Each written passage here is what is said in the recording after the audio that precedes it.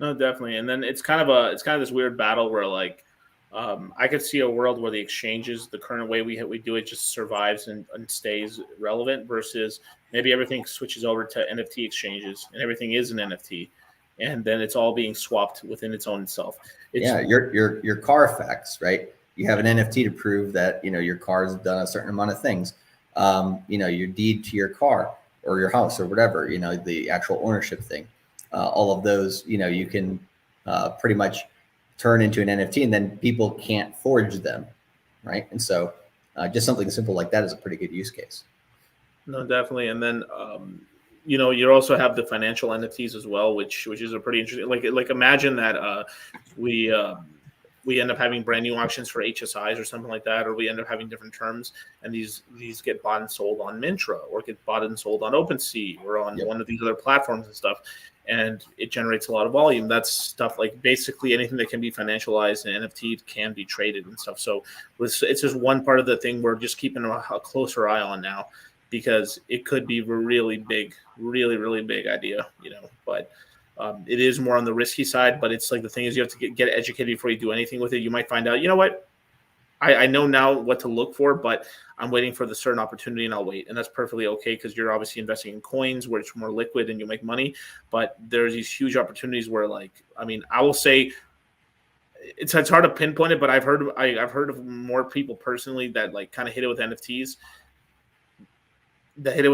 much faster, but like a lot more real wealth was created with coins versus. But I knew quite a lot of people that made a lot of fast money with these NFTs, with Yeah. because the prices go up so much, like because it's sort of like NFTs was one of the last ones to go down, right? Like it was kind of like DeFi kind of started this thing and DeFi kind of ended it, but the NFTs was kind of like once we get kind of mid cycle and especially end cycle, that's when they're red hot, especially when Yeah. Ethereum is really higher in price and stuff. So things will get really spicy, but we'll give people like the pros and cons as well as like rules to like not to get wrecked and over leveraging themselves and stuff. And you gotta kind of treat these things sort of like you're not you're not a user and abuser, man. You're a hustler, man. You sell, but you don't crack out. Like Yeah, it's this whole, you don't kill the sheep, you shear the sheep, right?